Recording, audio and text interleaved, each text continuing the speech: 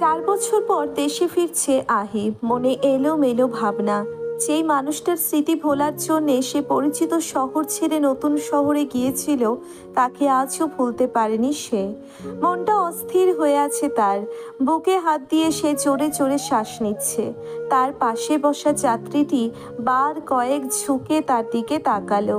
লোকটা হয়তো ভাবছে আহি শারীরিকভাবে অসুস্থ। একমাত্র আহিই জানে এই অসুস্থতার যন্ত্রণা কতটা ভয়াবহ। আহি নিজেকে স্বাভাবিক করার চেষ্টা করলো। পাশে থাকা অপরিচিত লোকটি পানির বোতল এগিয়ে দিতেই আহি বোতলের ছিপি খুলে ঢকঢক করে পানি খেতে লাগলো।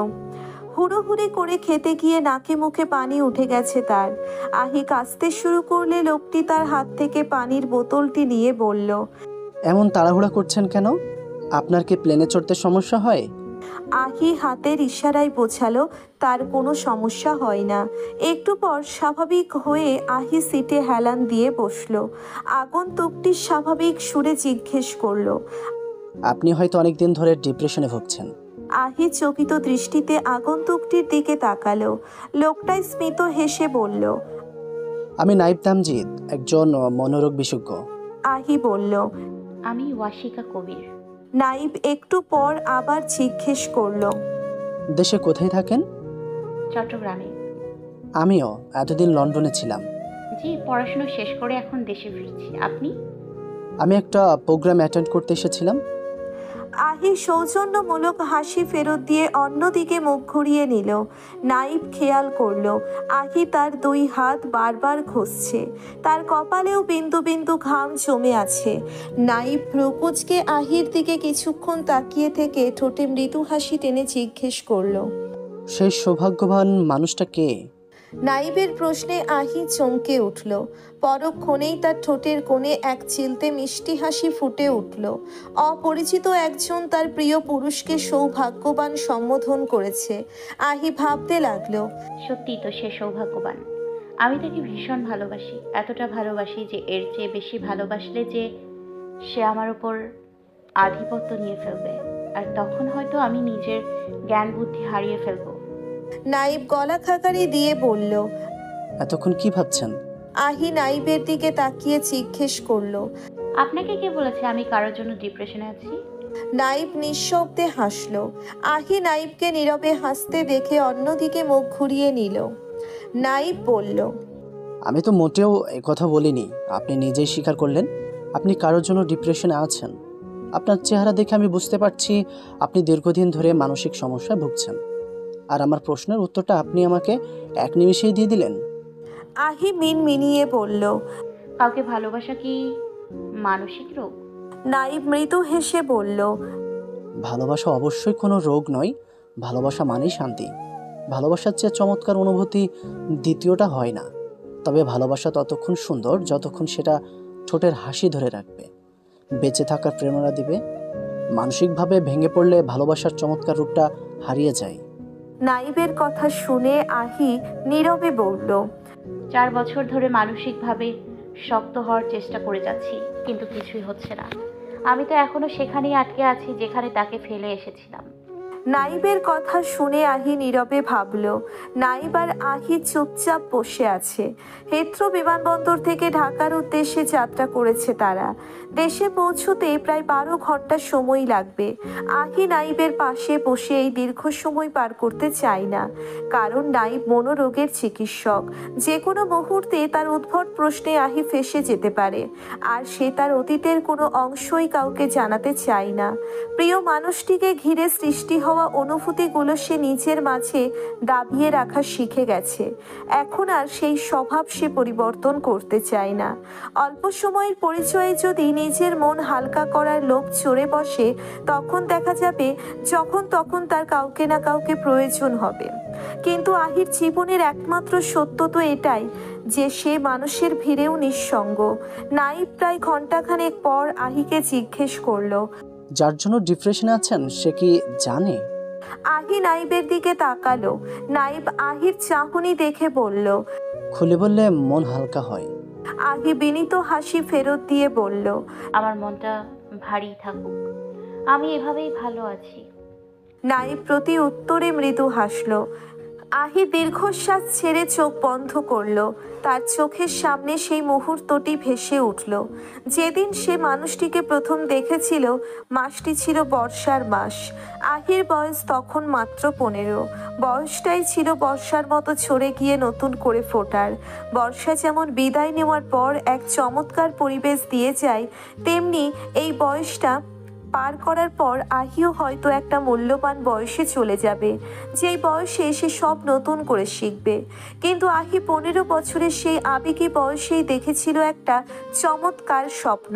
সবার কাছে যেই স্বপ্নটা ছিল আবেগ, তার কাছে ছিল বেঁচে থাকার সমীরণ। ছোটবেলা থেকেই আহির ছবি আঁকতে খুব ভালো লাগতো। রং পেন্সিল হাতে পেলেই ঘরের দেওয়ালে দেওয়ালে তার চারুশিল্পের ছাপ পড়তো। মা সালমা ফৌজিয়া মেয়ের চারুকলার প্রাথমিক শিক্ষক ছিলেন। স্বামীকে বুঝিয়ে সুঝিয়ে তিনি আহিকে চারুশিল্প নামে একটা বেসরকারি প্রতিষ্ঠানে ভর্তি করিয়ে দেন। রিজওয়ান কবিরের কাছে এসব সময় নষ্ট করা ছাড়া কিছুই নয়। তবুও একমাত্র মেয়ের খুশির জন্য তিনিও আর না করেননি। 15 বছর বয়সেই আহি তার শখের গতি পেয়ে যায়, আর তার এই শখের প্রতি আগ্রহই তাকে তার স্বপ্নের কাছে নিয়ে যায়। আহি সপ্তাহে 2 দিন চারুশিল্পে ক্লাস করতে যায়, কারণ সপ্তাহের বাকি দিনগুলোতে স্কুলে ক্লাস থাকে। প্রথম দিন রিজওয়ান কবির মেয়েকে চারুশিল্পে নামিয়ে দিয়ে কর্মস্থলে চলে যান। কবির সাহেব চলে যাওয়ার পরই আবার বৃষ্টি শুরু হয়ে যায়। যেহেতু বর্ষার মাস, তাই থেমে থেমেই বৃষ্টি পড়ছে। ছাতাটা গাড়িতেই ফেলে এসেছিল আহি, তাই বৃষ্টির ছাট থেকে বাঁচার জন্যে সে ব্যাগ থেকে প্লাস্টিক মলাটের একটা খাতা বের করে মাথার উপর ধরল।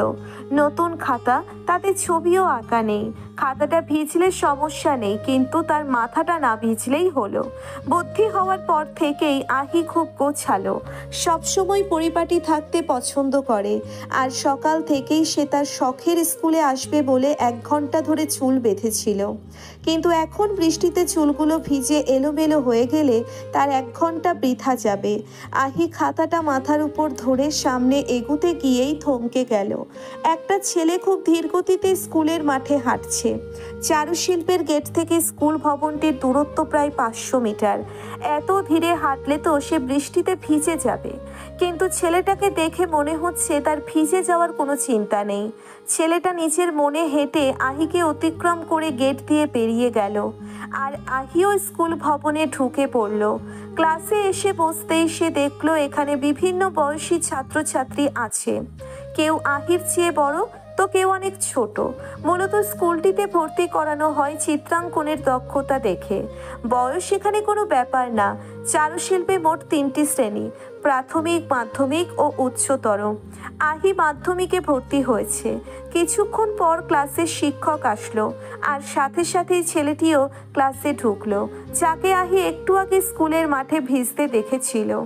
ছেলেটিকে দেখেই আহি চমকে উঠল।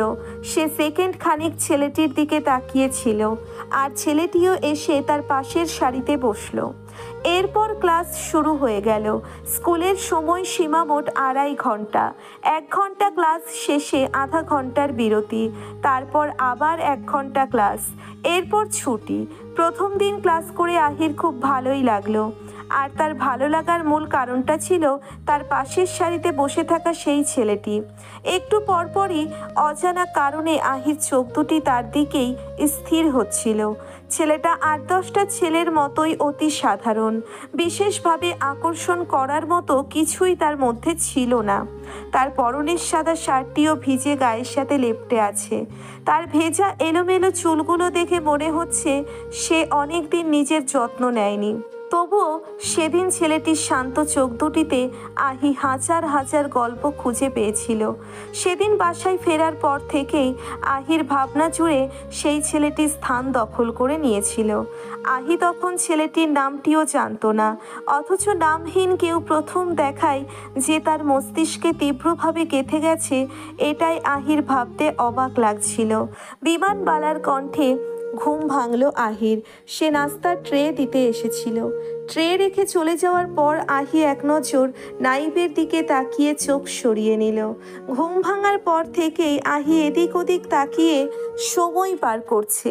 নাইবের দিকে দ্বিতীয়বার তাকানোর সাহস তার নেই। যদি আবার প্রশ্ন করা শুরু করে। নাইব আহির এমন চোরা চাহনি ধরতে পেরে মৃদু হাসলো আর বলল, এমন লুকোচুরি করছেন, মনে হচ্ছে আপনার ভালোবাসা চুরি করে নিয়ে যাব। আহি নাইবের দিকে আচম্বিত দৃষ্টি ছুঁড়ে বলল, আমি মোটেও লুকোচুরি করছি না। স্বাভাবিক আচরণও করছেন না। আমি আপনাকে চিনি না, তবুও আপনি যখন জানতে পারলেন আমি মনের রোগ সারাতে পারি, তখন থেকে দেখছি আপনি একটু ইতস্তত বোধ করছেন। আমি যদি আপনার মনের সমস্যা জেনেও যাই, তাহলে খুব একটা ক্ষতি হবে না। আহি ঠোঁটে শুকনো হাসি টেনে বলল, কেউ একজন আমাকে বলেছিল, যেই ভালোবাসা নিষিদ্ধ হয়ে গেছে সেই ভালোবাসা প্রকাশ না করাই ভালো। পৃথিবী গোল, কখন কার সাথে আবার দেখা হয়ে যায় বা কে কার পরিচিত তা তো বলা যায় না। আমার অনুভূতি আমার মধ্যে সীমাবদ্ধ থাক। কষ্ট হলে আমার হোক। আজকাল অন্যের কষ্ট দেখার সময় কারোর হয় না। আহির কথা শুনে নাইব দীর্ঘশ্বাস ছাড়ল। পুরনো কথা মনে পড়তেই আহির বুকটা অন্ধকার হয়ে গেল। কানে বাজতে লাগলো সেই পরিচিত কণ্ঠস্বর। তুই কি পাগল হয়ে যাবি নাকি? সোনাহি, যেই ভালোবাসা তোর জন্য নিষিদ্ধ হয়ে গেছে তাকে আর কারো সামনে প্রকাশ করতে যাবি না। এটাই তোর জন্য ভালো হবে। সব কিছুর একটা সীমা থাকে। তোর ভালোবাসা সীমা ছাড়িয়ে যাচ্ছে। বেহায়া হয়ে যাস না। এমন বেহায়াদের কেউ ভালোবাসে না। কথাগুলো গুঞ্জরিত হয়ে কানে পৌঁছতেই আহির মনে হতে লাগলো সে কথা শুনছে না, বরং কেউ তার কানে গরম তেল ঢেলে দিচ্ছে, আর সেই তেল গড়িয়ে যেন পুরো শরীরটা ক্ষত করে দিচ্ছে।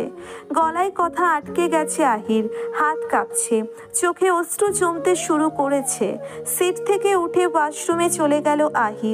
আয়নায় নিজেকে একবার দেখে নিল, তারপর নিজের মুখ হাতড়াতে হাতড়াতে বলল, আমি বেহায়া না, আমি ভালোবেসেছিলাম, ভীষণ ভালোবেসেছিলাম তাকে।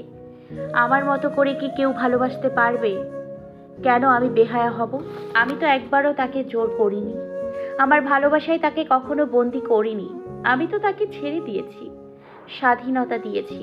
তবুও সবাই আমাকে বেহায়া কেন বলল? কেউ একবারও আমার ভালোবাসা বুঝলো না। আমার 5 বছরের অপেক্ষাটা বুঝলো না। কেউ যদি আমাকে একটু বুঝতো, আমার ক্ষতের গভীরতা যদি দেখতে পারতো, তাহলে কেউ আমাকে বেহায়া বলতো না, আমাকে নিঃস্ব করে কেউ চলে যেত না। পুরো সপ্তাহ জুড়ে আহি বিশেষ 2টি দিনের অপেক্ষায় থাকে। সপ্তাহ শেষে ঝড় বৃষ্টি রোগ শোক উপেক্ষা করে সে চারুশিল্পে চলে যায় শুধু ARকে দেখার জন্য। AR আফিফ রাফাত, আহির প্রথম প্রেম। প্রেম ভালোবাসার সম্পর্কে আহি তেমন কিছুই জানে না, কখনো ভাবেও নি যে সে প্রেমে পড়বে। তবে আফিফের আঁকা ছবি, তার নিগুড়ো চোখ যুগল, তার এলোমেলো চুলগুলো খুঁটিয়ে খুঁটিয়ে দেখতে আহির ভীষণ ভালো লাগে। এটাকে যদি প্রেম বলে তাহলে আহি হয়তো প্রেমেই পড়েছে। প্রথম 2 সপ্তাহ আফিফের নাম জানতে পারেনি সে। বাসায় এসে শুধু নামহীন যুবকের নাম কি হতে পারে সেটা ভাবতেই ব্যস্ত ছিল আহি। সপ্তাহ শেষে হতেই তার অস্থিরতা বেড়ে গেল। চারুশিল্পে যেদিন ক্লাস থাকে সেদিন কোনো অ্যালার্মের প্রয়োজন হয় না, কারো দরজায় কড়া নেড়ে আহিকে ডাকতেও হয় না। সে নিচু থেকে উঠে ভালো জামা পরে আগেভাগে নাস্তার টেবিলে এসে হাজির হয়ে যায়। খাওয়া দাওয়াও যেন হলুস থুলুস কাণ্ড। আহির বাবা মা মেয়ের আচরণে বরাবরই অবাক হন, কিন্তু কিছুই জিজ্ঞেস করেন না। আজও আহির বাবা রিজওয়ান কবির মেয়েকে আর্ট স্কুলের সামনে নামিয়ে দিয়ে চলে যান। আহিও দেরি না করে গাড়ি থেকে নেমে এক দৌড়ে ক্লাসে ঢুকে পড়ল। ক্লাসে এখনও তেমন কেউ আসেনি, তার প্রিয় মুখটাও দেখা যাচ্ছে না। তখনই আহির নজর পড়ল টেবিলের উপর রাখা খাতাগুলোর দিকে। আগের সপ্তাহে সবাই তাদের আঁকা ছবিগুলো জমা দিয়েই চলে গিয়েছিল। তাহলে এখানেই তার প্রিয়র খাতাটা থাকবে। আহি খাতাগুলোর উপরে লেখা নামগুলো দেখে নিল। এতগুলো নামের মধ্যে তার প্রিয়র নাম কোনটা সেটাই বোঝা মুশকিল। ক্লাসে 14 জন ছেলে, এখানেও 14টা নাম। তড়িঘড়ি করে সে সবগুলো নাম মুখস্থ করে নোট টুকে নিল। স্যাররা আবার আইডি ডেকে খাতা দেন। নাম ধরে ডাকলে আহিকে এত কাঠখড় পোড়াতে হতো না। আবার মাঝে মাঝে যার খাতা সে এসে নিয়ে যায়। আর তার প্রিয়র আইডিটাও তার মনে নেই। এখন কখন স্যার আইডি ধরে ডাকবেন, কখন সে তার প্রিয়র নাম জানতে পারবে, এত ধৈর্য তার মধ্যে নেই। সে তো আজই তার প্রিয়র নাম জেনে ছাড়বে। ক্লাসে যেই ছেলেগুলো উপস্থিত ছিল স্যার আসার আগে আহি তাদের সাথে পরিচিত হয়ে নিল, কিন্তু প্রিয়র কাছে গিয়ে তার সাথে পরিচিত হওয়ার সাহসটা সে পাচ্ছিল না। কত সহজই না হতো একদম তার সাথেই কথা বলে নাম জেনে নেওয়া, কিন্তু এই সহজ কাজটা করতে যাওয়ার আগেই হাত পা কাঁপছিল আহির। সে নিজেও বুঝতে পারছে না কেন তার সাথে এমন হচ্ছে। এদিকে স্যার আসার পরপরই তার প্রিয় পুরুষ ক্লাসে ঢুকে তার পাশের সারিতেই বসে পড়ল। আহি তা দেখে নীরবে হাসল। ঘুরে ফিরে আহির পাশের সারিটাই তার প্রিয় মানুষটার জন্যে খালি থাকে। এটাই হয়তো নিয়তি। আজকের স্কেচ একটা বটবৃক্ষ। আহি মুখ ছোট করে বটবৃক্ষটির দিকে তাকিয়ে আছে আর মনে মনে ভাবছে, এর চেয়ে ভালো আমি পাশের সারিতে বসে থাকা শান্ত চোখের যুবকটির ছবি আঁকি। আর মনে মনে ভাবছে। এমন ভাবনা মাথায় আসতেই আহির ঠোঁটে বিস্তর হাসি ফুটে উঠল। সে স্যারের চোখ ফাঁকি দিয়ে স্কেচবুকের একটা পৃষ্ঠা ছিঁড়ে খাতার নিচে রাখলো। তারপর শটান হয়ে বসে ছেঁড়া পৃষ্ঠায় তার প্রিয়র ছবি আঁকতে লাগলো। 4টে বেঞ্চ আগে পিছে, মাঝখানের সারিতে বসা একটা ছেলে, হাতে পেন্সিল, টেবিলে এলোমেলোভাবে ছড়িয়ে রাখা বিভিন্ন মানের পেন্সিল আর রাবার। ছেলেটির খাতায় আঁচড় পড়ছে পেন্সিলের। সে ব্যস্ত বটবৃক্ষের শিকড়ে প্রাণ দিতে। স্যার ঘুমকাতুরে মানুষ, চেয়ারে বসে দেওয়ালে পিঠ ঠেকিয়ে ঘুমাচ্ছেন। সময় ফুরাতেই তিনি চোখ খুললেন। এখন বিরতি। সবাই যতটুকু এঁকেছে তা দেখেই তিনি সংশোধন করবেন। আহি এদিক ওদিক তাকিয়ে তার ছেঁড়া পৃষ্ঠাটা ব্যাগে ঢুকিয়ে ফেলল। স্যার আহির খাতার সামনে এসে ভ্রু কুঁচকালেন। খাতায় পেন্সিলের হালকা দাগও নেই। আঁকার চেষ্টা করেছে এরও কোনো প্রমাণ নেই। খাতা একদম পরিষ্কার। আহি মুখ ছোট করে স্যারের দিকে তাকিয়ে বলল, ভীষণ শরীর খারাপ স্যার, চোখ বারবার ঝাপসা হয়ে আসছে। স্যার মাথা নেড়ে বললেন, তুমি ছুটি নিয়ে চলে যাও, কাল ভালো লাগলে এসো। আহি ব্যস্ত কণ্ঠে বলল, না না স্যার, আমি এখানেই থাকি। আসলে বাসায় কেউ নেই, বাবা অফিসে গেছেন, মাও বাসায় নেই। ফোন থাকলে কল দিও। স্যার শুধু শুধু টেনশন করবে, আমার ভালো লাগছে এখানে। আমি একটু হাত মুখ ধুয়ে আসি।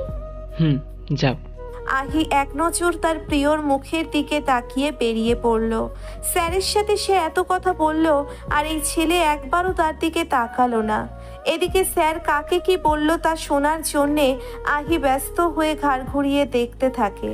আর এই ছেলের একমাত্র লক্ষ্য যেন তার খাতা আর তার আঁকা ছবি।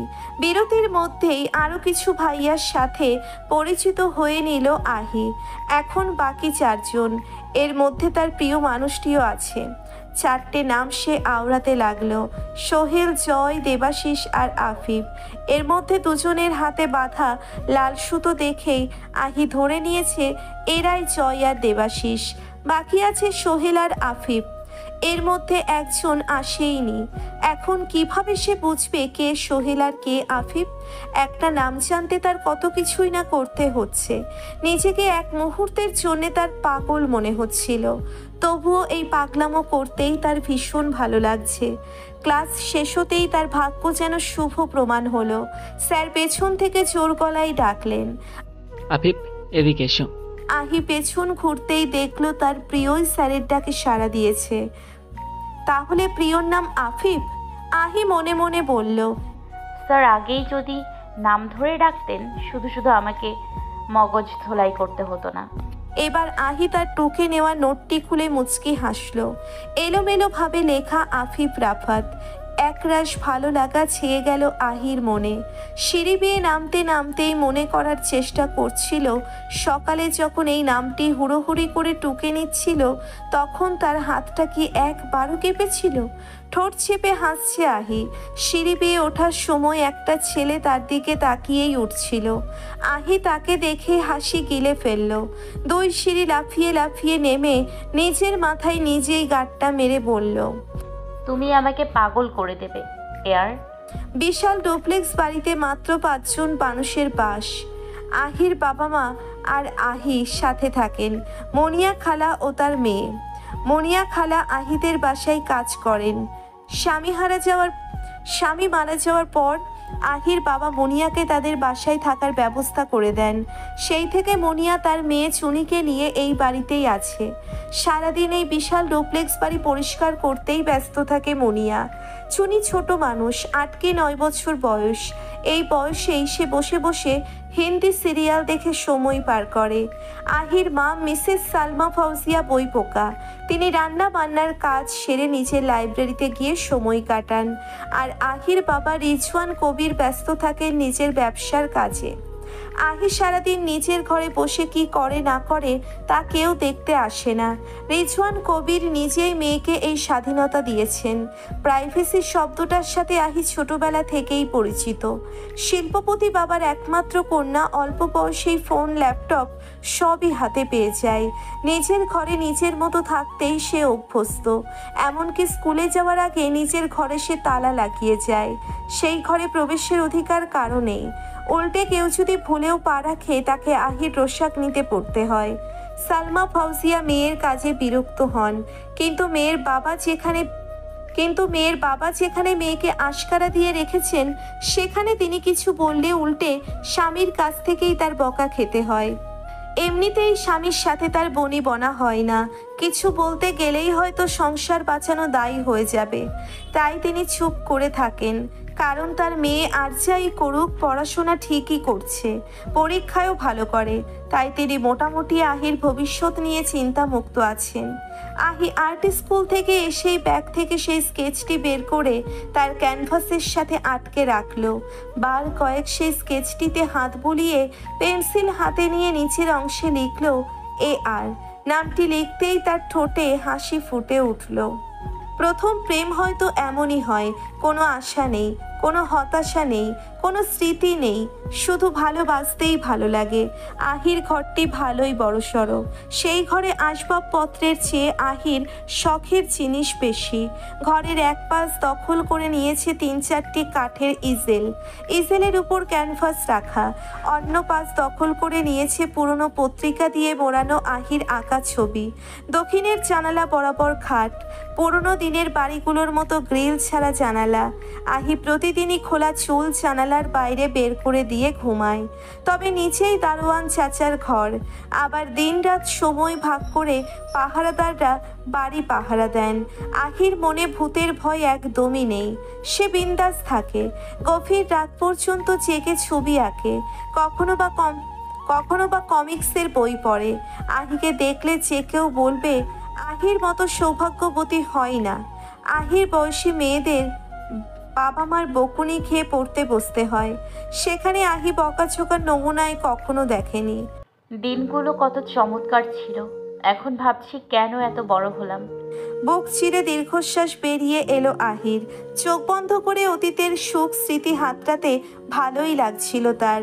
বিমান অবতরণের ঘোষণা হতেই চোখ খুলল সে। পাশ ফিরে এক নজর নাইবের দিকে তাকালো। তারও হয়তো এইমাত্র ঘুম ভেঙেছে। নিভু নিভু চোখে আহির দিকে তাকিয়ে বলল, এতগুলো সময় কিভাবে যে কেটে গেল।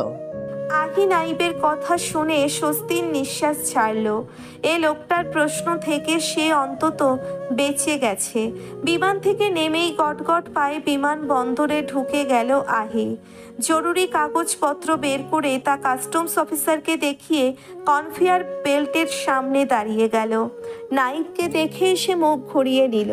নাইব জরুরি কাগজপত্র দেখিয়ে আহির পাশে এসে দাঁড়ালো। আহি ভ্রুকুটি মিশ্রিত চোখে নাইবের দিকে তাকাতেই নাইব বুক পকেট থেকে একটা কার্ড বের করে আহির দিকে এগিয়ে দিল। অনিচ্ছা সত্ত্বেও আহি কার্ডটি নিয়ে নিল।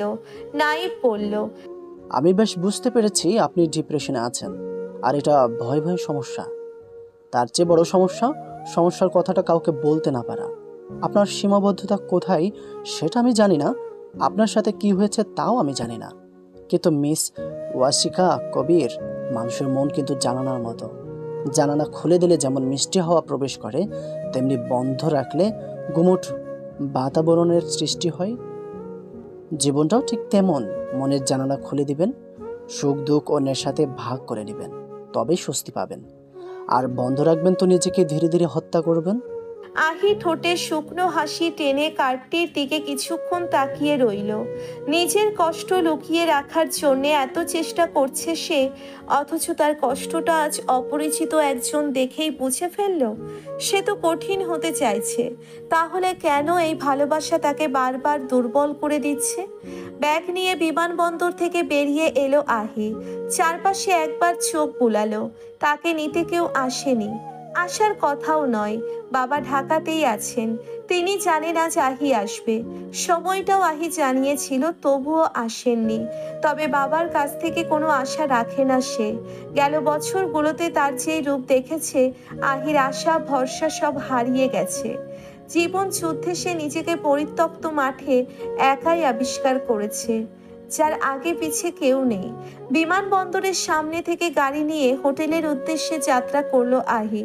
গাড়িতে উঠেই ফোনে নতুন সিম ঢুকালো। ফোন চালু করেই বাবার নম্বরে ডায়াল করতে যাবে, তখনই ফোন বেজে উঠল। ফোনের স্ক্রিনে পরিচিত নাম দেখে ঠোঁটে মৃদু হাসি টেনে কল রিসিভ করলো। ওপাশ থেকে উদ্বিগ্নতায় ভরা ভারী পুরুষালী কণ্ঠ ভেসে এলো, কিরে, ফোন বন্ধ কেন তোর? মাত্রই তো ফোনে সিম লাগালাম। মাত্র কেন? ল্যান্ড তো অনেক আগেই করেছিস। ব্যাগপত্র নিতে গিয়েই তো সময় গেল। আর আমি এদিকে চিন্তায় অস্থির হয়ে যাচ্ছি। তুই মানুষ নাকি গরু? হ্যাঁ, আহি গাল ফুলিয়ে বলল। গরু বলবি না আমাকে। আচ্ছা, গাভীই বলবো। ওপাশ থেকে হাতাহাতির শব্দ কানে আসতেই আহি ফোন সরিয়ে নিয়ে মিনমিনিয়ে বলল, ছাগল, পাগল ছাগলের দল।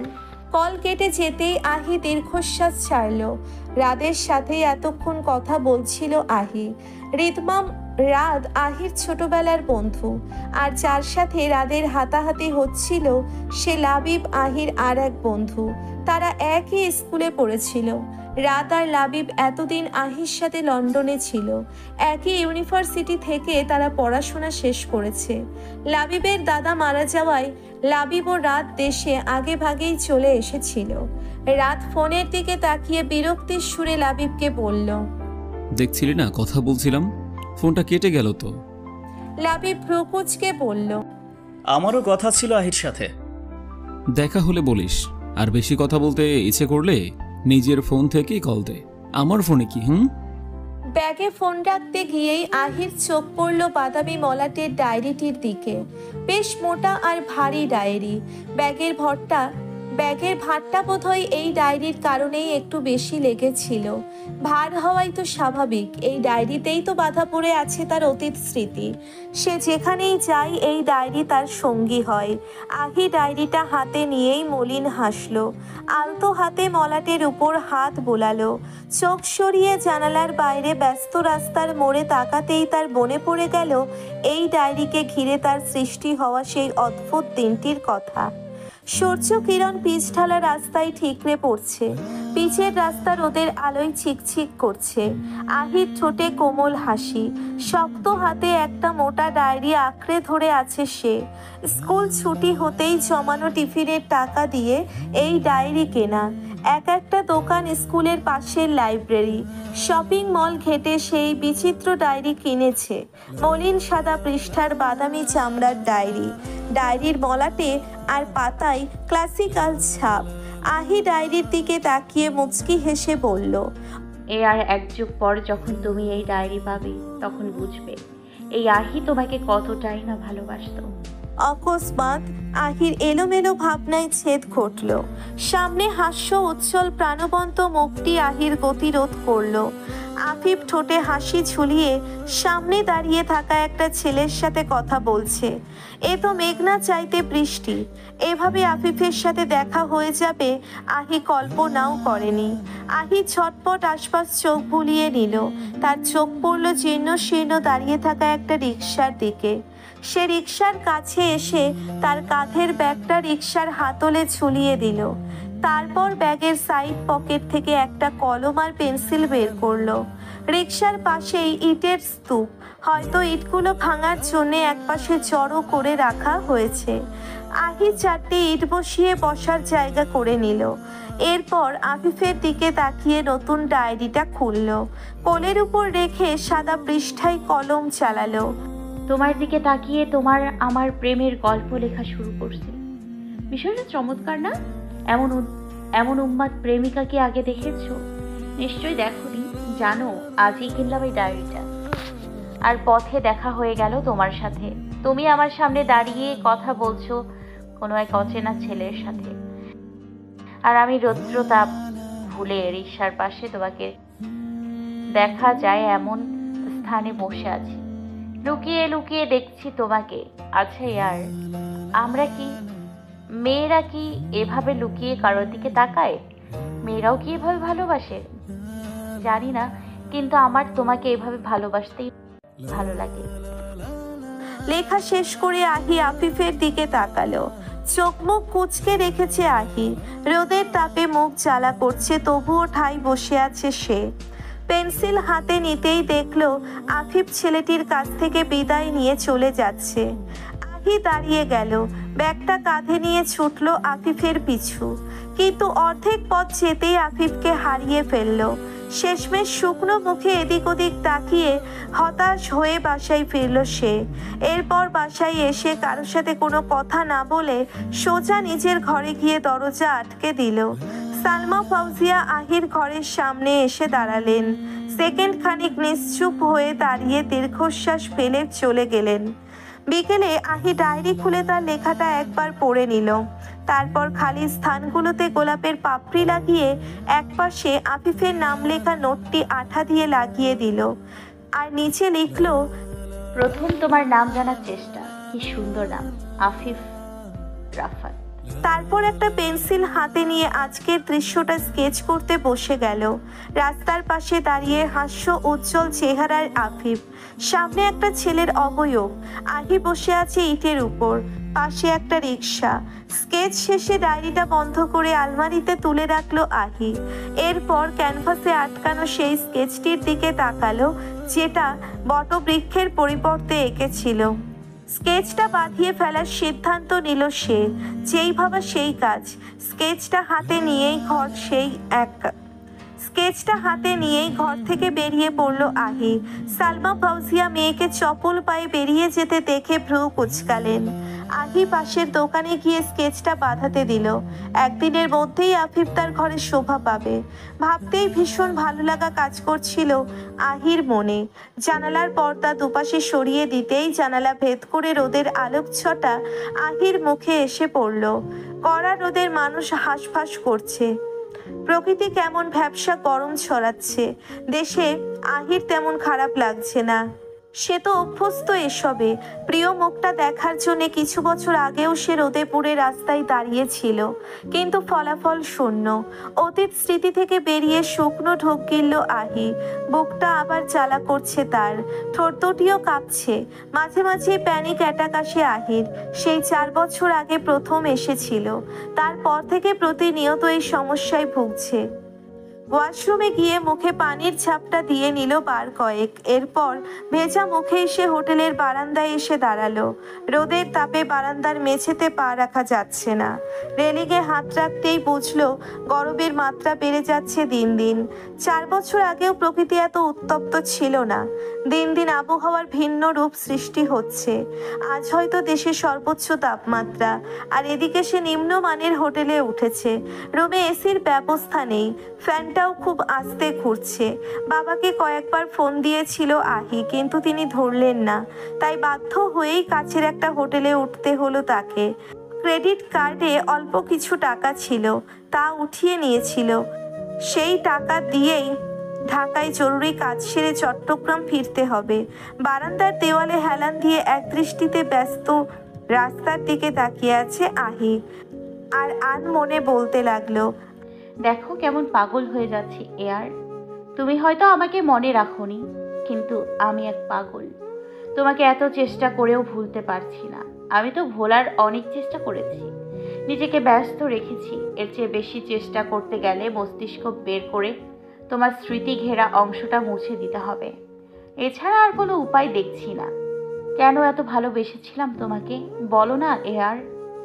ভালোবাসার সাগরে ফেলে দিয়েছো ঠিকই, কিন্তু ভুলে যাওয়াটা শিখিয়ে দাওনি।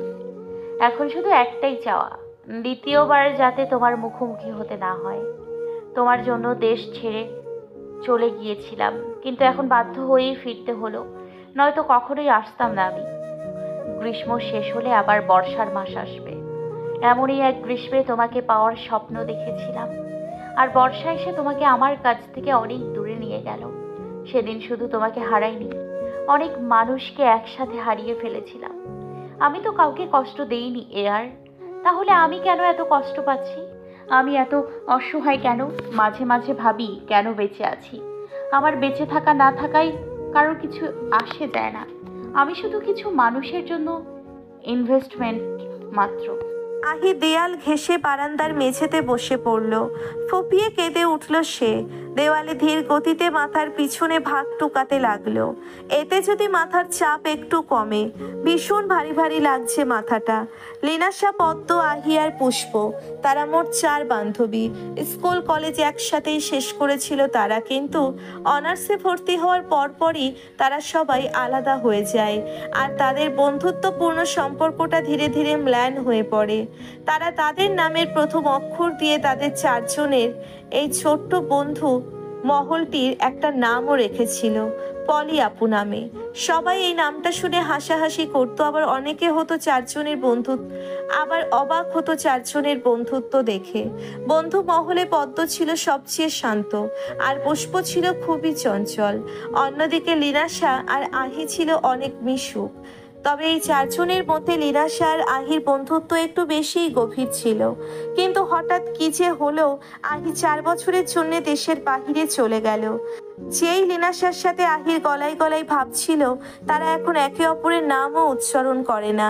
অন্যদিকে পদ্ম বিয়ের পর থেকে সংসার নিয়েই ব্যস্ত হয়ে পড়ল, আর পুষ্পের সাথে আহির খুব কমই যোগাযোগ হয়। কিন্তু আহির ফোনের ওয়ালে এখনো কলেজের বিদায় অনুষ্ঠানে 4 জনের একসাথে তোলা শেষ ছবিটি শোভা পায়। ফোন হাতে নিয়ে সেই ছবিটিই দেখছিল আহি। ঠোঁটে মলিন হাসি টেনে আহি বলল, অন্তত তোরা আমার সাথে থাকলে আমার জীবনটা এমন এলোমেলো হতো না। পরিবার, বন্ধু, ভালোবাসা সব হারিয়ে আমি নিঃস্ব হয়ে গেছি। এই বিষাদ জীবনে কোথাও ছিটে ফোটা আনন্দ নেই। ফোনের স্ক্রিনে রাতের নামটা ভেসে উঠতেই আহি ভেজা চোখ মুছ নিল। ফোন কানের কাছে আনতেই ওপাশ থেকে গম্ভীর মুখে রাত বলল, কাঁদছিস? রাতের কথায় কান্নার বেগ যেন আরো বেড়ে গেল আহির। মুখে হাত চেপে নিজেকে সংবরণের ব্যর্থ চেষ্টা করতে লাগলো সে। রাত দীর্ঘশ্বাস ফেলে বলল, থাক, কথা বলিস না, আমার কথা শোন। তোকে একটা গান শোনাই। চোখ বন্ধ করে রাখ, ভালো লাগবে। আহি চোখ বন্ধ করেই অশ্রুগুলোর গাল পেয়ে গড়িয়ে পড়ল। রাত উল্টে কান ধরল। খোলা জানালা, দক্ষিণের বাতাসে ঢেকে যায় পর্দার আড়ালে। তখন তুমি এসে হেসে বলে দাও, আছি তোমার পাশে। বহুদূর পথ ভীষণ আঁকাবাঁকা, চলতে ভীষণ ভয়। তুমি এসে বলে দাও যে আমি পাশে, করো না কিছুতে ভয়। তখনও বুঝিনি চলে যাবে তুমি আমাকে এভাবে কাঁদিয়ে। কখনো বুঝিনি ফিরে আসবে না আমার পৃথিবীর আগিয়ে। আহি ভেজা কণ্ঠে বলল, আমার কষ্ট আরো বাড়িয়ে দিলি রাত। তোর কষ্টগুলো ভীষণ ঘাড় তেরা রে। শুনেছি মানুষ কষ্ট পেতে পেতে পাথর হয়ে যায়, আর তুই বরফ গলা নদী, কখনো শক্ত আবার কখনো গড়িয়ে পড়িস। এভাবে চলবে না আহি, শক্ত হ। এখন তো তোকে আরো শক্ত হতে হবে। আঙ্কেলের মুখোমুখি দাঁড়ানোর জন্য তো অন্তত তোকে শক্ত হওয়া দরকার, তাই না? আহি বিড়বিড় করে বলল। বাবার সাথে শক্তির জোরে আমি পারবো না, আমি হয়তো হেরে যাব। রাত এবার ধমকের সুরে বলল। আহিনি, তোকে সামনে পেলে রাম ধোলাই করব আমি। মিনমিন করে কি বলছিস? হেরে গেলে মার খাবি, তোকে হারাতে হবে। পারবো আমি। কেন পারবি না? যথেষ্ট বড় হয়েছিস তুই, এখন তোর মতামতের একটা মূল্য আছে। আর এসব পরে ভাবিস। আগে চট্টগ্রাম গিয়ে দেখ বাসার পরিবেশ কেমন, তারপর সুযোগ বুঝে নিজের মতো রাখবি। হ্যাঁ, আঙ্কেলের সব অন্যায় কেন মেনে নিবি? তুই বাবাকে চিনিস না। আমি এই 4 বছরে তার যেই রূপ দেখেছি, মনে হচ্ছে না আমি তার হাত থেকে মুক্তি পাবো। মন বলছে সামনে আরো ভয়ঙ্কর কিছু দেখতে হবে। ফোন বাজতেই কপালে ভাঁজ পড়ল আহির। আড়ামোড়া ভেঙে উঠে বসলো বিছানা ছেড়ে। ড্রেসিং টেবিলের পাশে ফোনটা রাখা, কিছুক্ষণ ফোনের দিকে তাকিয়ে ফ্যানের দিকে তাকালো। ধীর গতিতে ফ্যান ঘুরছে। গরমে ঘেমে একাকার আহি বিছানা ছেড়ে উঠেই ওয়াশরুমে গিয়ে মুখে পানির ঝাপটা দিয়ে এলো। তারপর তোয়ালে দিয়ে মুখ মুছতে মুছতে ফোনের কাছে এলো সে। বাবার কল দেখে ঠোঁটে হালকা হাসি ফুটে উঠল আহির। ফিরতি কল দিল সেই নম্বরে। কিছুক্ষণ রিং হওয়ার পর ওপাশ থেকে অপরিচিত কণ্ঠের স্বর ভেসে এলো। আহি ভ্রুকুচকে জিজ্ঞেস করলো, এটা তো রিজওয়ান কবিরের নম্বর, তাই না? জি ম্যাম, স্যার এখন ব্যস্ত আছেন। আমি ওনার ম্যানেজার বলছি। বাবাকে একটু দেয়া যাবে? আমি ওনার মেয়ে ওয়াসিকা কবির। জি স্যার, এখন কথা বলতে পারবেন না। আপনার জন্য স্যার মেসেজ দিয়েছেন। কি মেসেজ? স্যার আপনার সাথে দেখা করতে পারছেন না, উনি জরুরি কাজে আজই সিলেট যাচ্ছেন। স্যার আপনাকে একাই চট্টগ্রাম ফিরতে বলেছেন। আহি নিশ্চুপ দাঁড়িয়ে রইল। তার ঠোঁটের হাসি মুহূর্তেই মিলিয়ে গেল। কাপা কণ্ঠে বলল, আচ্ছা। এরপর কল কেটে দিয়ে দীর্ঘশ্বাস ছাড়ল। বুকে হাত দিয়ে নিজের অস্থিরতা কমানোর চেষ্টা করলো আহি, কিন্তু কোনো লাভ হলো না। অশ্রুগুলো গাল বেয়ে গড়িয়েই পড়ল। সে মিনমিনিয়ে বলতে লাগলো, কারো কি আমার জন্য একটু সময় নেই? পাশ ফিরতেই আহির নজর পড়ল বাদামি মলাটের সেই ডায়েরিটির দিকে। আহি ঠোঁটে শুকনো হাসি টেনে ডায়েরিটা হাতে নিল। তারপর সেটা বুকের সাথে জড়িয়ে বিছানায় শরীর এলিয়ে দিয়ে ধীর গতিতে ঘূর্ণনরত ফ্যানটির দিকে একদৃষ্টিতে তাকিয়ে রইল। দিনটি ছিল শুক্রবার। চারুশিল্পে ক্লাস শেষ হতেই আফিফ ব্যাগ কাঁধে নিয়ে দ্রুত পায়ে বেরিয়ে যাচ্ছে। আহি আফিফের ব্যস্ততা দেখে হুড়োহুড়ি করে উঠে দাঁড়ালো। ব্যাগে খাতা ঢুকানোর সময়টাও যেন পেল না। খাতা পেন্সিল হাতে নিয়েই বেরিয়ে পড়ল আহি। আফিফ সিঁড়ি বেয়ে তরতর করে নেমে পড়ল। আহিও আফিফের পিছু নিয়েছে। কেন পিছু নিয়েছে তা আহি নিজেও জানে না। আফিফ দ্রুত পদে গেট দিয়ে বেরিয়ে পড়ল। আহিও কিছুটা দূরত্ব রেখে আফিফের পিছু পিছু হাঁটছে। ব্যস্ত রাস্তা, তবে আজ যান চলাচল হালকা। ছুটির দিন তাই হয়তো। আজ জুম্মার দিন, মসজিদে তাড়াতাড়ি আজান দিচ্ছে।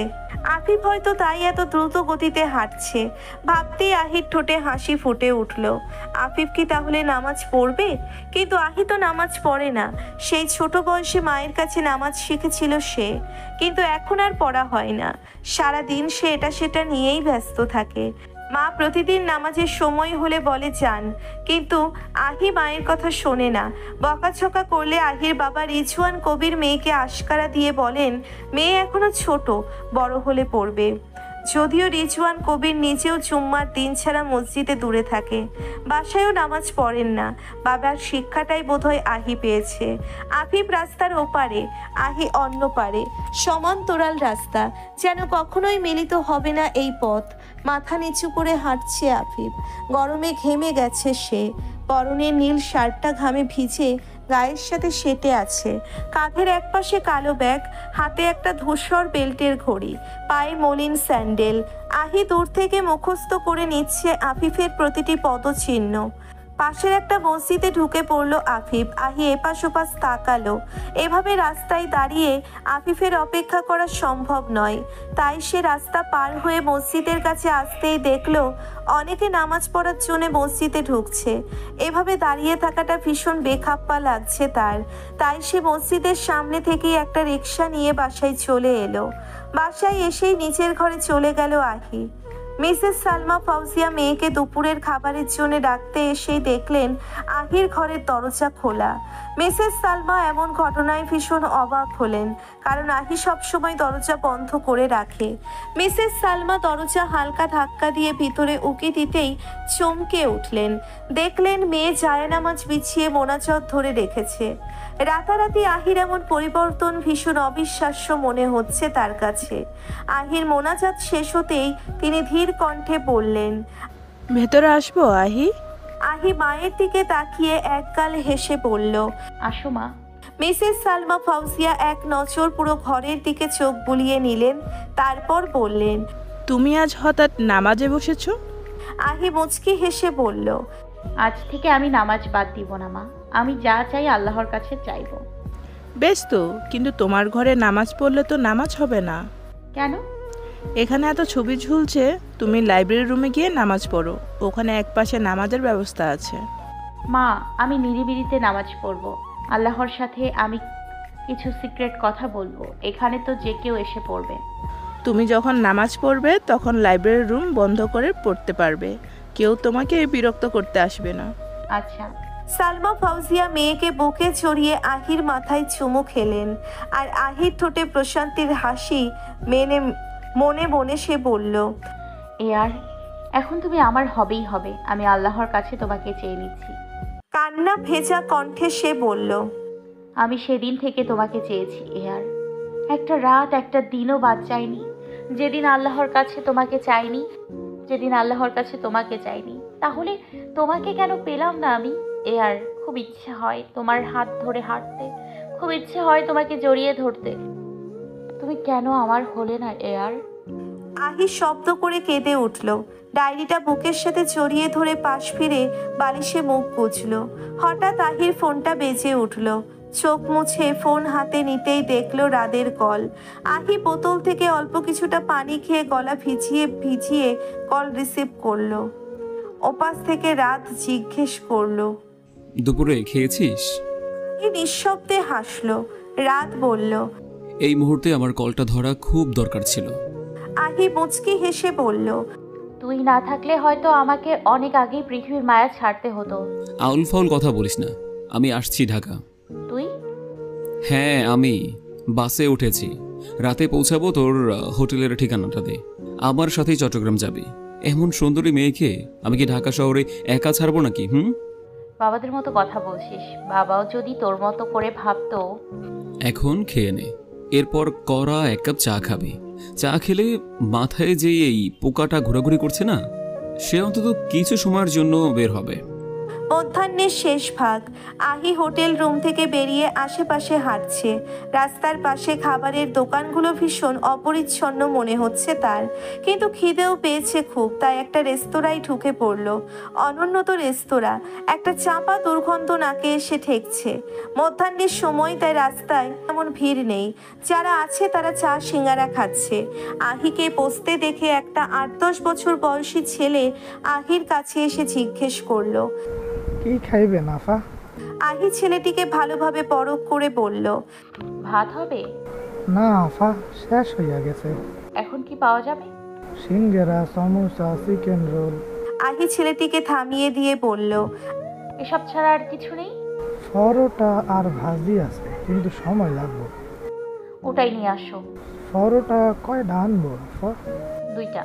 আহি খাবার অর্ডার করে পাশ ফিরে তাকাতেই অন্যমনস্ক হয়ে পড়ল। পাশের টেবিলে 4-5টা ওয়ান টাইম কাপ রাখা। আহি কাপগুলোর দিকে এক দৃষ্টিতে তাকিয়ে রইল। মুহূর্তেই তার চোখের সামনে ভেসে উঠল সেই দিনটি। চারুশিল্প থেকে বের হয়ে প্রতিদিনের মতো আজও আহি আফিফের পিছু নিয়েছে। রোদের উত্তাপ আজ স্বাভাবিকের তুলনায় কিছুটা কম। মৃদু সমীরণের নির্মল বাতাবরণ সৃষ্টি হয়েছে। আফিফ রাস্তার পাশে টঙের দোকানে গিয়ে দাঁড়ালো।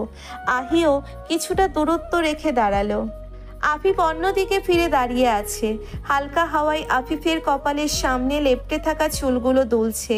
আহির মন চাইছে চুলগুলো আলতো হাতে স্পর্শ করতে আর যত্নের সাথে গুছিয়ে দিতে। টঙের দোকানদার একটা প্লাস্টিকের কাপ আফিফের দিকে এগিয়ে দিতেই সে টাকা এগিয়ে দিল।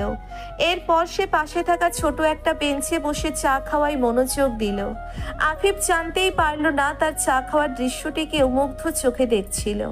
চা খাওয়া শেষ হতেই আফিফ কাপটি বেঞ্চের উপর রেখে চলে গেল আর আহি সবার চোখ ফাঁকি দিয়ে সে এই কাপটি উঠিয়ে নিল। এরপর বাসায় এসে টেবিলের উপর কাপটি রেখে ডায়েরি খুলে লিখতে বসলো। ক্লান্ত খুব, নাকের ডগায় জমেছিল বিন্দু বিন্দু ঘাম। হালকা হাওয়া তোমার ঘামার্ত কপালটি শুকিয়ে দিয়ে গেল আর তোমার ঘামে লেপ্টে থাকা চুলগুলো মুক্ত হলো। তুমি চায়ের কাপ হাতে নিয়ে একটা ভাঙা বেঞ্চে বসলে। কপালে কাপে চুমুক দিতেই তোমার চোখ দুটো ছলছল করে উঠল। চা নিশ্চিত গরম ছিল, কিন্তু তোমার কপালে একটু ভাঁজ পড়ল না। শুধু চোখ দুটোই সাড়া দিয়েছিল। আজ কেন যেন মনে হলো তুমি শুধু ক্লান্ত নাও, বড্ড ক্লান্ত। তোমার মনে কি ভীষণ কষ্ট এয়ার? আমাকে ভাগ দেবে সেই কষ্টের? আমি তোমার কষ্ট নিয়ে নেব, দেখবে তুমি খুব সুখী হবে, অনেক সুখী হবে, কারণ তোমার জন্য আমি আছি। কলম উঠিয়ে নিল আহি। টেবিলের উপর রাখা প্লাস্টিকের কাপটির দিকে তাকিয়ে মুচকি হাসলো। এরপর একটা পেন্সিল হাতে নিয়ে লেখার পাশেই আজকের দৃশ্যটা স্কেচ করতে লাগলো। একটা ছেলে কাঠের ভেঙে বসে প্লাস্টিকের কাপ হাতে নিয়ে অন্যদিকে তাকিয়ে আছে। পাশে টঙের দোকান আর দূরে দাঁড়িয়ে একটা মেয়ে সেই ছেলেটির দিকে তাকিয়ে আছে। স্কেচ শেষ করে ডায়েরিটা আলমারিতে তুলে রাখলো আহি আর কাপটা ওভাবেই প্লাস্টিক পেপারে মুড়িয়ে একটা তালা দেওয়া বাক্সে রেখে দিল। এই বাক্সটিতে আহি সবসময় তালা ঝুলিয়ে রাখে, খুব প্রয়োজন হলেই সে বাক্সটি খুলবে। খাবার আসতেই আহির ঘোর কাটলো, তার চোখে অশ্রু ভিড় করেছে। 8-10 বছর বয়সী সেই বাচ্চা ছেলেটা কি বুঝলো কে জানে। সে হুট করেই জিজ্ঞেস করে বসলো, আফা কারো কথা মনে পড়ছেনি? আহি হালকা হেসে বলল, না তো, ঝাঁঝালো একটা গন্ধ নাকে লেগেছে। পাশেই তো রান্নাঘর, তাই হয়তো। আফা আমি ওইখান থেকে দেখতেছিলাম আপনারে, আগে কারো সাথে আইছিলেন মনে হয়। রেস্তোরাঁর মালিক পাশেই ছিলেন। তিনি হয়তো ছেলেটার কথাগুলো শুনে ফেলেছিলেন। তিনি ধমকের সুরে বললেন, ওই মিন্টু, ওই টেবিলে চা দিয়ে আয়, ওনাদের এতক্ষণ বসায় রাখছিস কেন? আহি স্বস্তির নিঃশ্বাস ফেলল। দোকানের মালিককে নীরবে ধন্যবাদ দিয়ে তাড়াতাড়ি খাওয়া শেষ করে টাকা দিয়ে বেরিয়ে পড়ল। হাঁটতে হাঁটতেই ভাবতে লাগলো, আর সত্যি কি তুমি তোমার সব কষ্ট আমাকে দিয়ে সুখী হয়েছো? দেখো না, আমি এমন একটা মিনিট যায় না যখন তোমাকে নিয়ে ভাবি না। তুমি আমার রক্তের সাথে মিশে গেছো। প্রতিটা নিঃশ্বাসের সাথে তোমাকে হারানোর দীর্ঘশ্বাস বেরিয়ে আসে। এমন কোনো স্থান নেই, চেনা অচেনা, যেখানে তোমাকে আমি অনুভব করি না। এভাবে কাউকে ভালোবাসা কি খুব দরকার ছিল? তুমি কি কখনো আমার মতো করে আমাকে ভালোবাসতে পারতে? পৃথিবীর কেউ কি কখনো এমন উম্মাদের মতো কাউকে ভালোবেসেছিল? এমন কেউ যদি থাকতো, আমি তার কাছে গিয়ে মুক্তির পথ খুঁজতাম। কার ভালো লাগে কষ্ট পেতে? কার ভালো লাগে চোখ ভেজাতে? শুনেছি কাঁদতে কাঁদতে নাকি চোখ শুকিয়ে যায়। কে বলেছে এই কথা? আমার চোখ তো আজও তোমার স্মৃতিতেই ভিজে ওঠে। আমার অশ্রু বিরামহীনভাবে গড়িয়ে পড়ছে আর হৃদয়টা হয়ে যাচ্ছে বিরান মরুভূমি। দরজায় কড়া নাড়ার শব্দে বিছানা ছেড়ে উঠে বসলো আহি। ফোন হাতে নিয়ে দেখলো সকাল 10টা বেজে 30 মিনিট। ফোনের স্ক্রিনে ভেসে উঠেছে রাদের অনেকগুলো মিসড কল আর মেসেজ। আহি মাথায় হাত দিয়ে কিছুক্ষণ বসে রইল, কারণ রাতেই রাদের ঢাকায় আসার কথা ছিল। আহি মেসেজগুলো দেখতে লাগলো। মেসেজে কোনো কিছু লেখা নেই, শুধু রাগের ইমোজি পাঠিয়েছে। ছেলেটার মাথাটা এখন চরম খারাপ হয়ে আছে, তা আহি নিশ্চিত। দরজায় এবার খুব জোরেই ধাক্কা খেলো। আহি থতমত খেয়ে গেল। সে তো ভুলেই গিয়েছিল কড়া নাড়ার শব্দে তার ঘুম ভেঙেছিল। আজকাল মাথাটা ঠিকভাবে কাজই করছে না তার। আহি তড়িঘড়ি করে উঠে দরজা খুলে দিতেই রাদের রাগী মুখটা তার সামনে দৃশ্যমান হলো। রাদের কপাল ছুঁয়ে ঘাম ঘুরিয়ে পড়ছে। আশেপাশে দু একজন লোক জড়ো হয়েছে। হোটেলের ম্যানেজারও দাঁড়িয়ে আছেন। রাত এদিক সেদিক না তাকিয়ে চেঁচিয়ে বলে উঠল, কি মরার ঘুম ঘুমাচ্ছিলে তুই? আমি তো ভেবে ফেলেছি তুই ফ্যানের সাথে ঝুলে আছিস। আর একবার দরজা ধাক্কা দেওয়ার পরও যদি না খুলতি, এই দরজাটা কিন্তু আজ ভাঙাই লাগতো আমার। আহি প্রকুচকে রাতের দিকে তাকিয়ে রইল। রাত পেছন ফিরে ম্যানেজারকে বলল, এখন আসুন, আপনার নাটক শেষ হয়ে গেছে। রাত আহিকে সরিয়ে হনহনিয়ে রুমে ঢুকে পড়ল। আহি ম্যানেজারের দিকে এক নজর তাকিয়ে কাছুমাছু মুখে দুঃখ প্রকাশ করতে যাবে, তখনই রাত হাত ধরে তাকে ভিতরে ঢুকিয়ে দরজা আটকে দিল। আহি হাত ছাড়িয়ে নিয়ে ডাকি স্বরে বলল, পাগল হয়ে গেলি নাকি? রাত কোনো উত্তর না দিয়ে রুমে ঢুকে এদিক ওদিক তাকাতে লাগলো। আহি বুকে হাত গুজে বলল, কি খুঁজছিস? মরার চেষ্টা করছিলি কিনা দেখছি। রাত বিছানার দিকে উকি ঝুঁকি দিয়ে মাথা তুলে বলল, রশি কই? কিসের রশি? যেটা দিয়ে ঝুলতে যাচ্ছিলি। ফাজলাম করছিস আমার সাথে? মোটেও না, তুই আমার জান বের করে দিয়েছিলি। তোর কি মনে হয় আমি 4 বছর আগের ঘটনার জন্য এখন সুইসাইড করব, তাও আবার দেশে এসে? বলা তো যায় না, হয়তো তাই। দেশে তো খবরের অভাব আছে, তাই খবর হওয়ার জন্য এসেছিস, যাতে ওই ব্যাটার নজরে আসে। তুই বাড়াবাড়ি করিস না তো। এখন বল, রাতে কোথায় ছিলি? তোর পাশের রুমেই ছিলাম। ভাগ্যক্রমে ওই রুমটা খালি ছিল, নয়তো সারা রাত তোর রুমের বাইরে মশা মারতে হতো আমার। আর হোটেলের যা অবস্থা দেখছি, যে কোনো ঋতুতেই রুম খালি পাওয়া যাবে। আহি চোখ ছোট করে জিজ্ঞেস করলো, কয়টায় এসছিস? 12:30। আর তুই তো নিশাশ্রী, তাহলে কাল রাতে এত তাড়াতাড়ি ঘুমিয়ে গেলি কেন? মাথায় ভীষণ ব্যথা ছিল, ঘুমের ঔষধ খেয়ে ঘুমিয়েছিলাম, তাই খেয়াল ছিল না।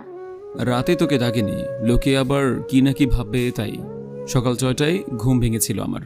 ভদ্রতার খাতিরে 9টা পর্যন্ত বসেছিলাম, ফোনের উপর ফোন দিচ্ছি। তুই তো মদন একটা, ফোনটাও ধরলি না। শেষে অধৈর্য হয়ে রুমের দরজায় টোকা দিলাম। আর তোর যা মরার ঔষধের সাইড এফেক্ট, মানে ঠেলা দিয়েও উঠানো যায় না। আরেকটু হলে তো পুলিশ মিডিয়া এসে হাজির হয়ে যেত, তখন তো তোর সেলিব্রিটি বাবাও সুরসুর করে চলে আসতো। এসব কথা বাদ দে, নাস্তা খাবি চল, হাত মুখ ধুয়ে নে। চেহারা যে অবস্থা।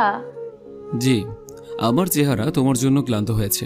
তুমি আছো তেলাপোকার শোকে, আর আমি আছি মৌমাছির চিন্তায়। আহি হেসে বলল, তুই কি তাহলে মশা? আমি কি তোর রক্ত খাইছি, নাকি ওই তেলাপোকার রক্ত খাইছি? হ্যাঁ, মশা তোর বাবা। আমি এসব যেমন তেমন কীট পতঙ্গের দলভুক্ত নই, আমি বুদ্ধিমান পতঙ্গ। পতঙ্গ আবার বুদ্ধিমান হয়? পিপিলিকা বুদ্ধিমান হয়, বুঝেছিস? আর তুই এসব বুঝবেও না, তুই আছিস তেলাপোকা নিয়ে ব্যস্ত। এখন চল, নাকি মুখে তুলে দিতে হবে তোকে? নিজ হাতে খেতে পারবি তো? আহি মুখ বাঁকিয়ে ওয়াশরুমে ঢুকে পড়ল। নাস্তা খাওয়া শেষে রাত আহির দিকে তাকালো। আহি এখনো খাচ্ছে, ঠোঁট বন্ধ করে মুখ ঘোরাচ্ছে। রাত ঘড়ির দিকে একবার তাকিয়ে বলল, এখানে কি কেউ তোর ভিডিও করছে? কোথায়?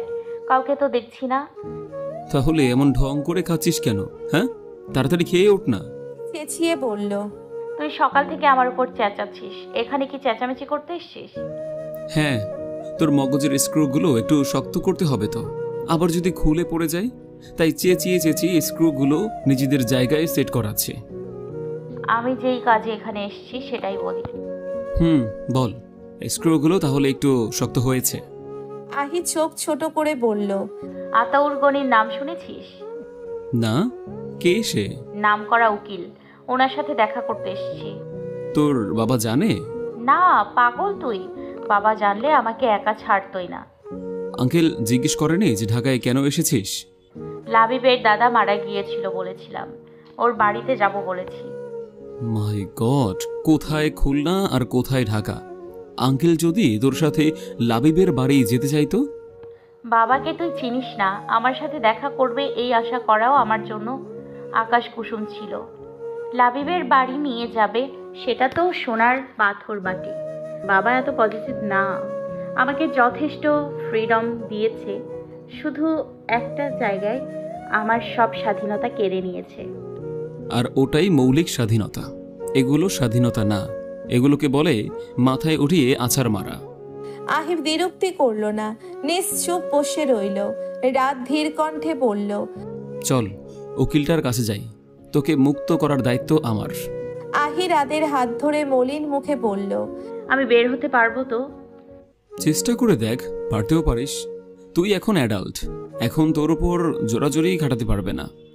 মা যে বলল আমি ফেরাউনের গর্তে পড়েছি, মৃত্যু ছাড়া আমার রেহাই নেই।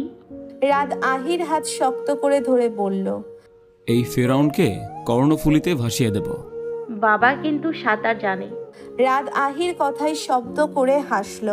রাতের হাসি দেখে আহিও নীরবে হাসল।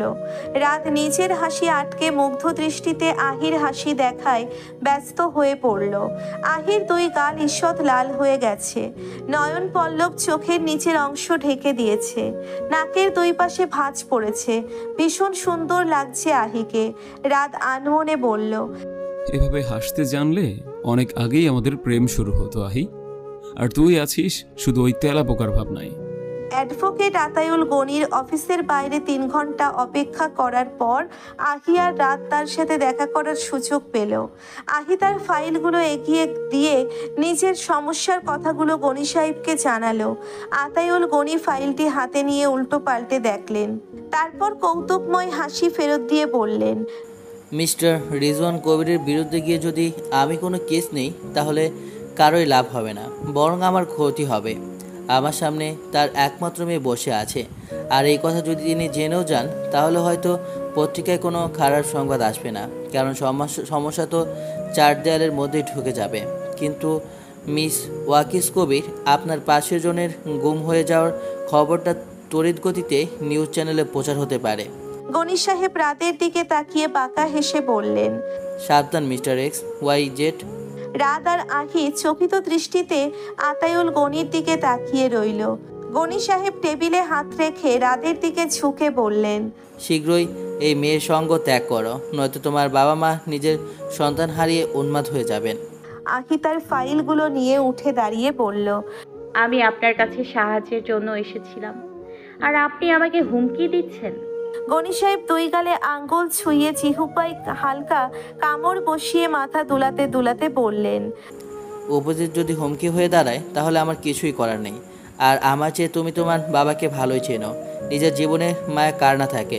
এখন তুমি তোমার প্রেমিকের জীবন ভিক্ষা দাও। রাত হাত মুঠো করে উঠে দাঁড়িয়ে কিছু বলতে যাবে, তখনই আহি তাকে থামিয়ে দিয়ে চাপা স্বরে বলল, চল রাত, আমার সমস্যার কোনো সমাধান নেই এখানে। রাত আহির হাত ধরে তাকে নিয়ে আতায়ুল গনির রুম থেকে বেরিয়ে পড়ল। রাত আহির হাত ধরে তার পাশে বসে বলল, তুই এত ভাবিস না তো, দেখিস এর চেয়ে ভালো কোনো উকিল আমাদের সাহায্য করবেন।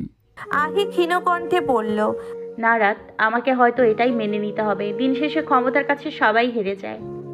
যে যতই ক্ষমতাবান হোক, সন্তানের খুশি সবার আগে। 4 বছর আগে তুই হয়তো আঙ্কেলের কাছে ছোট ছিলি, এখন তুই যথেষ্ট বড় হয়েছিস।